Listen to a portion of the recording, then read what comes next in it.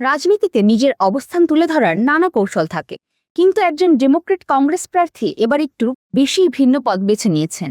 একটি প্রতিদ্বন্দ্বিতাপূর্ণ আসনের প্রার্থী শেলবি ক্যাম্বেল টিকটকে কিছু বিতর্কিত নির্বাচনী ভিডিও পোস্ট করে ব্যাপক সমালোচনার মুখে পড়েছেন। এর মধ্যে একটি ভিডিওতে তাকে সমুদ্র সৈকতে ট্রেকিং করতে দেখা গেছে। সমর্থকরা একে স্বাভাবিক বললেও সমালোচকরা একে সম্পূর্ণ উন্মাদনা বলে তীব্র কটাক্ষ করছেন।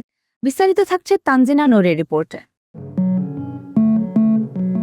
কংগ্রেস নির্বাচনের মাঠে প্রার্থীরা সাধারণত হ্যান্ডশেক, শিশু কোলে নেওয়া কিংবা জনসভার মতো চেনা কৌশলের উপরই ভরসা রাখেন, কিন্তু ডেমোক্রেটিক প্রার্থী শেলবি ক্যাম্পবেল বেছে নিলেন সম্পূর্ণ এক ভিন্ন ও বিতর্কিত পথ।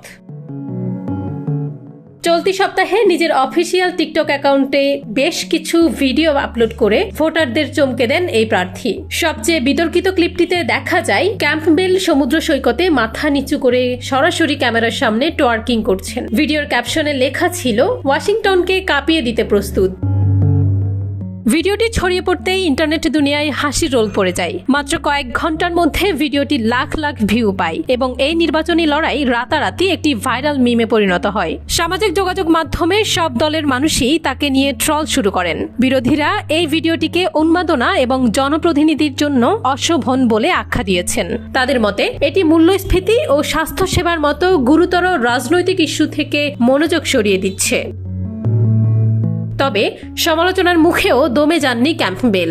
পরবর্তী একটি পোস্টে নিজের অবস্থানের পক্ষে যুক্তি দিয়ে তিনি বলেন, তিনি কেবল নিজের আসল রূপটাই তুলে ধরেছেন। স্যুট টাই পরা গম্ভীর রাজনীতিবিদদের দেখে ক্লান্ত তরুণ ভোটারদের আকৃষ্ট করতেই তার এই প্রয়াস।